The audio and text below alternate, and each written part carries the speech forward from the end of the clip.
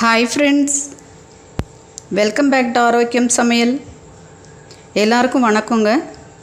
Friends, இந்த வீடியோவில் அதிகமான புரோட்டீன், அயன், கால்சியம் இது எல்லாம் அதிகமாக இருக்கக்கூடிய ஒரு பாரம்பரியமான ரொம்பவே டேஸ்டான தோசை தாங்க இன்றைக்கி நம்ம செய்ய போகிறோம்.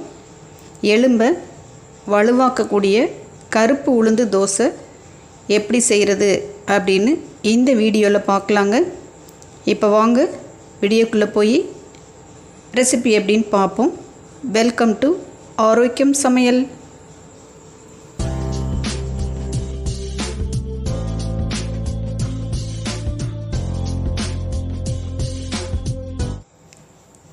இந்த தோசை செய்கிறதுக்கு 150 கிராம் கருப்பு உளுந்து எடுத்திருக்கீங்க.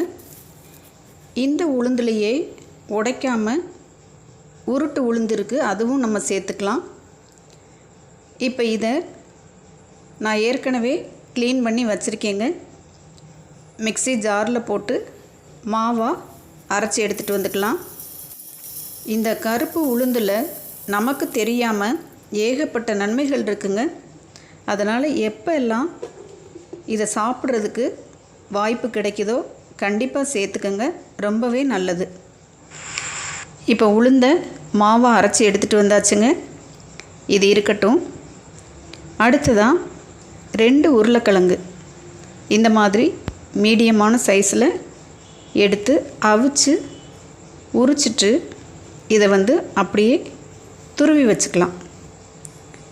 உளுந்து 150 கிராம் எடுத்திருக்கிறதுனால நான் 2 உருளைக்கிழங்கு எடுத்திருக்கேங்க. நீங்கள் ஒருவேளை கொஞ்சம் அதிகமாக உளுந்து சேர்த்தீங்க அப்படின்னா கொஞ்சம் பெரிய சைஸாக உருளைக்கிழங்கு எடுத்துக்கோங்க. டேஸ்ட் ரொம்ப நல்லாயிருக்கும். இந்த மாதிரி துருவிட்டு இந்த உருளைக்கிழங்கோட கொஞ்சம் வெங்காயம் போட்டுக்கலாங்க. நான் ஒரு பெரிய வெங்காயத்தை பொடிசாக நறுக்கி வச்சுருக்கேன். அந்த வெங்காயத்தை போட்டுக்கலாம். வெங்காயம்லாம் கொஞ்சம் அதிகமாக சேர்த்தோம்னா டேஸ்ட்டு நல்ல தூக்கலாக இருக்கும். கூடவே ஒரு 4-5 பல்லு பூண்டு இந்த மாதிரி பொடிசாக நறுக்கி போட்டுக்கோங்க. காரத்துக்கு ஒரு 1/2 டீஸ்பூன் தனி மிளகாய்த்தூள், 1/4 டீஸ்பூன் உப்பு, இதெல்லாம் சேர்த்துட்டு உருளைக்கிழங்க நல்லா மிக்ஸ் பண்ணி விடுங்க. நல்லா மிக்ஸ் பண்ணிவிட்டு நம்ம அரைச்சி வச்சுருந்த அந்த மாவையும் போட்டு நல்லா கலந்துக்கலாங்க. இந்த உளுந்தை நம்ம அடிக்கடி சேர்த்துக்கிற போது சுகர் ப்ராப்ளம், ப்ரெஷர், கொலஸ்ட்ரால் இது எல்லாமே உடனே சரியாக போகுங்க. நிறைய பெனிஃபிட்ஸ் இருக்குது. அதனால் கண்டிப்பாக பெரியவங்கள்லேருந்து சின்ன பசங்க வரைக்கும் யார் வேணாலும் இதை நம்ம சேர்த்துக்கலாங்க. நம்ம ஹெல்த்துக்கு ரொம்ப நல்லது. இப்போ உளுந்து மாவு போட்டாச்சுங்க. இது அரிசி மாவுங்க. சின்ன கப்பில் 1 கப் போட்டிருக்கேன். அதுக்கப்புறம் அரிசி மாவு அளந்தெடுத்த அதே கப்பில் 1/2 கப் ரவை சேர்த்துக்கலாம். அரிசி மாவுக்கு பதிலாக நம்ம கோதுமை மாவு கூட சேர்த்து செய்யலாங்க. அதுவும் தோசை ரொம்ப நல்லா வரும், டேஸ்ட்டாகவும் இருக்கும். இப்போ இந்த மாவை கரைக்கிறதுக்கு கொஞ்சமாக தண்ணி விட்டு மாவை கலந்துக்குங்க. ஒரே நேரத்தில் அதிகமாக தண்ணி சேர்த்தோம்னா மாவை கரைக்கிறதுக்கு கொஞ்சம் கஷ்டமாக இருக்கும், கட்டி கட்டியாக இருக்கும். அதனால் இந்த மாதிரி கொஞ்சம் கொஞ்சமாக தண்ணி விட்டு மாவை நம்ம அடை தோசைக்கு கரைக்கிறது மாதிரி கொஞ்சம் கெட்டியாகவே கரைச்சி வச்சுக்கோங்க. இதில் உளுந்து அதிகமாக சேர்த்துருக்கிறதுனால மாவு தண்ணியாக இருந்துச்சுன்னா தோசை எடுக்கிறதுக்கு கொஞ்சம் கஷ்டமாக இருக்கும். அதனால் கொஞ்சம் கெட்டியாகவே மாவை கரைச்சி வச்சுக்கோங்க.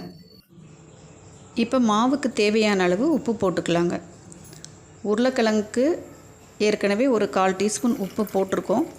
இப்போ ஒரு 1/2 டீஸ்பூன் சேர்த்துக்கோங்க. சேர்த்து நல்லா கலந்துட்டு ஒரு கைப்பிடி மல்லி இலையை பொடிசாக நறுக்கி போட்டுக்கோங்க. பாருங்கள், மாவு இப்படி தாங்க இருக்கணும். இதுதான் கரெக்டான பதம். இப்போ மாவை கரைச்சாச்சுங்க. மல்லி இலை சேர்த்துக்கலாம். இதை நல்லா கலந்துட்டு ஒரு 5 நிமிஷம் ஊற வச்சிடலாங்க. நம்ம ரவையெல்லாம் சேர்த்துருக்கிறதுனால ஒரு 5 நிமிஷம் ஊற வச்சிட்டோம்னா ரவை வந்து நல்லா ஊறிடும். தோசையும் நல்ல டேஸ்ட்டாக இருக்கும். இப்போ 5 நிமிஷத்துக்கு அப்புறம் ஸ்டவ் ஆன் பண்ணி தோசை தவா வச்சுட்டு கொஞ்சம் எண்ணெய் தடவிக்கலாங்க. மாவை இந்த மாதிரி கொஞ்சம் கொஞ்சமாக எடுத்து நம்ம தோசை மாதிரி நல்லா ஸ்ப்ரெட் பண்ணி விட்டுறலாம்.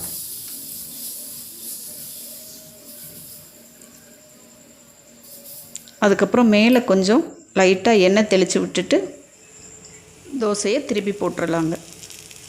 ரொம்ப நேரம் வேக விடாதீங்க. ஒரு நிமிஷத்துலேயே தோசை வந்து நல்லா வெந்துடும். அப்படியே திருப்பி போட்டுருங்க. அதே மாதிரி திருப்பி திருப்பி விட்டு வேக விட்டு எடுத்து வச்சுக்கணும்.